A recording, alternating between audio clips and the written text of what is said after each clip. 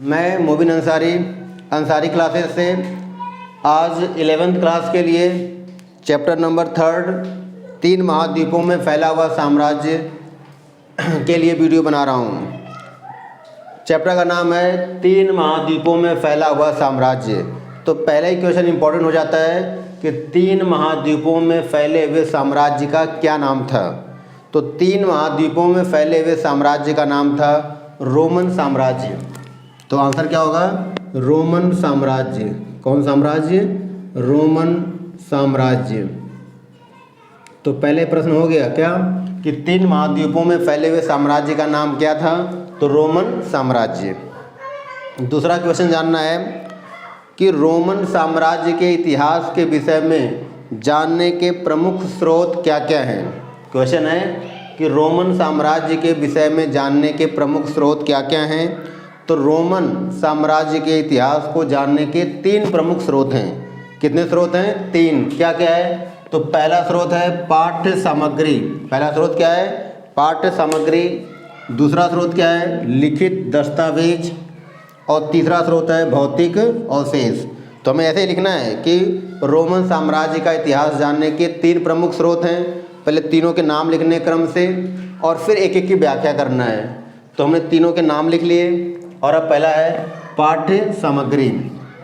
अब बताना है कि पाठ्य सामग्री क्या है। तो समकालीन व्यक्तियों द्वारा, समकालीन का मतलब कि जिस समय ये लिखा जा रहा था, तो समकालीन व्यक्तियों द्वारा उस काल का, सब क्या लिखोगे कि समकालीन व्यक्तियों द्वारा लिखा गया उस काल का इतिहास, जिसे वृत्तांत कहते हैं। तो हमें नहीं जानना है, बताना है कि समकालीन व्यक्तियों द्वारा लिखा गया उस काल का इतिहास, उससे हमें जानकारी मिलती है।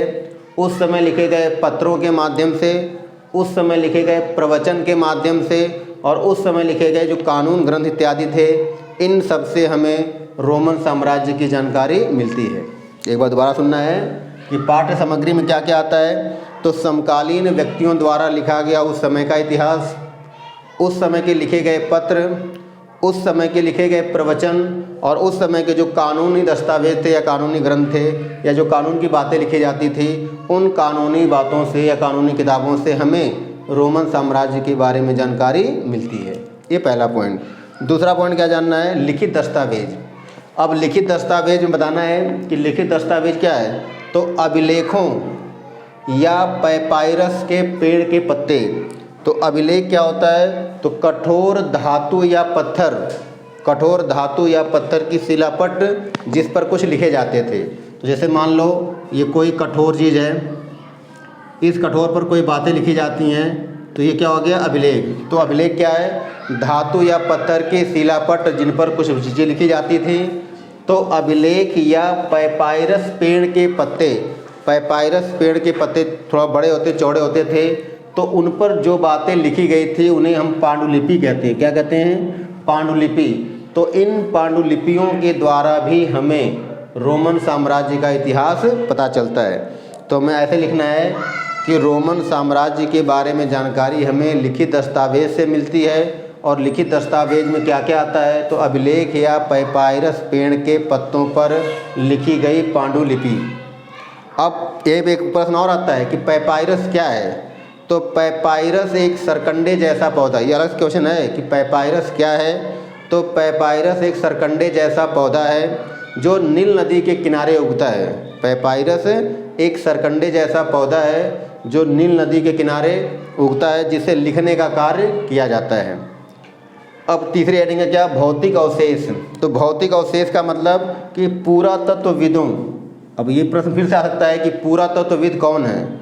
तो वे भूवैज्ञानिक जो ज़मीन की खुदाई करके वस्तुओं के से ज्ञान प्राप्त करते हैं, या ऐसे भूवैज्ञानिक जो ज़मीन की खुदाई करके वहाँ से जो वस्तु मिलती है उनके बारे में जानकारी प्राप्त करते हैं, उन्हें पुरातत्वविद कहते हैं। तो बताना है कि पुरातत्वविदों द्वारा खोजी गई वस्तुएं, कि पुरातत्वविद जो कुछ वस्तुएं खोजते हैं, जैसे इमारतें, कोई इमारतें पता चली, कोई स्मारक मिला या मिट्टी के बर्तन या सिक्के, इन सब के द्वारा भी हमें रोमन साम्राज्य के बारे में जानकारी मिलती है। क्या मतलब कि जब रोमन साम्राज्य की खुदाई हुई तो उस खुदाई में पुरातत्वविदों को वहाँ से कुछ इमारतें मिली, कुछ स्मारक मिले, कुछ मिट्टी के बर्तन मिले, कुछ सिक्के मिले।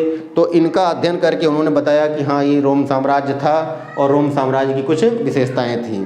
तो इस तरह से रोमन साम्राज्य के बारे में जानने के क्या है प्रमुख स्रोत। अब यहीं पर हमें दूसरा क्वेश्चन जानना है कि रोमन साम्राज्य में वो कौन सा शासक था जिसका शासनकाल शांति के लिए जाना जाता है।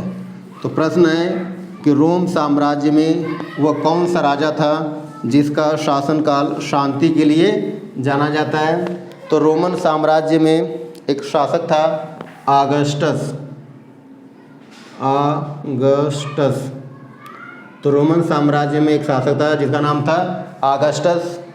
और प्रश्न आएगा कि रोमन साम्राज्य में किस राजा का शासनकाल शांति के लिए याद किया जाता है। ये प्रश्न है कि रोमन साम्राज्य में किस राजा का शासनकाल शांति के लिए याद किया जाता है।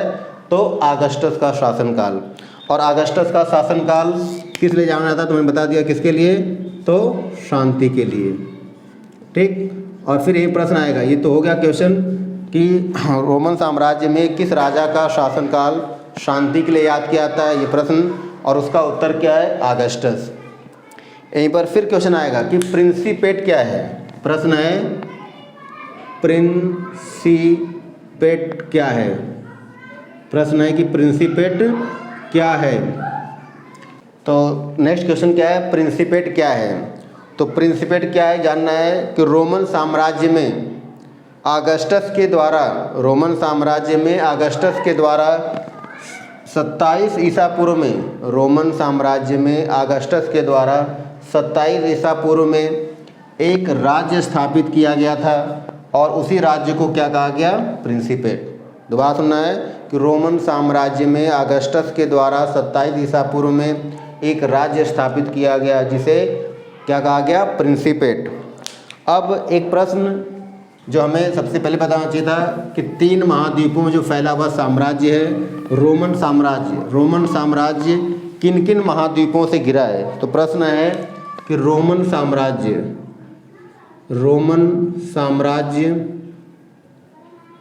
किन किन महाद्वीपों से घिरा हुआ है। प्रश्न है कि रोमन साम्राज्य किन किन महाद्वीपों से घिरा हुआ है। तो हमें ध्यान रखना है कि रोमन साम्राज्य किन महाद्वीपों से घिरा हुआ है। तो रोमन साम्राज्य के एक तरफ क्या है, पश्चिमी एशिया। क्या है, पश्चिमी एशिया। तो रोमन साम्राज्य पश्चिमी एशिया। एक तरफ है उत्तरी अफ्रीका और उसके साथ साथ दक्षिणी यूरोप। तो रोमन साम्राज्य 3 महाद्वीपों से घिरा हुआ है। रोमन साम्राज्य 3 महाद्वीपों से घिरा हुआ है, पश्चिमी एशिया, उत्तरी अफ्रीका और दक्षिणी यूरोप से। हम ये भी जान सकते हैं कि बस ये भी लिख सकते हैं कि रोमन साम्राज्य यूरोप, एशिया और अफ्रीका महाद्वीप से घिरा है। लेकिन थोड़ा हमें विस्तार से जानने के लिए कि रोमन साम्राज्य के एक तरफ उत्तरी अफ्रीका महाद्वीप, एक तरफ पश्चिमी एशिया महाद्वीप और एक तरफ उसके दक्षिणी यूरोप महाद्वीप। तो ये प्रश्न हो गया कि रोमन साम्राज्य कितने महाद्वीपों से घिरा है। तो 3 महाद्वीपों से।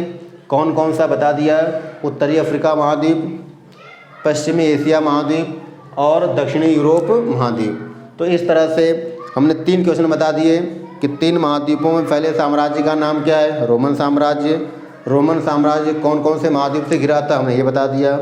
फिर बता दिया कि रोम साम्राज्य में किसका शासनकाल शांति के लिए जाना जाता है। फिर बता दिया कि रोम साम्राज्य का इतिहास जानने के प्रमुख स्रोत क्या हैं और प्रिंसिपेट क्या है। अगर ये वीडियो पसंद आई हो तो लाइक करें, शेयर करें, सब्सक्राइब करें ताकि मैं और मेहनत करके और अच्छी वीडियो बना सकूं। Thank you.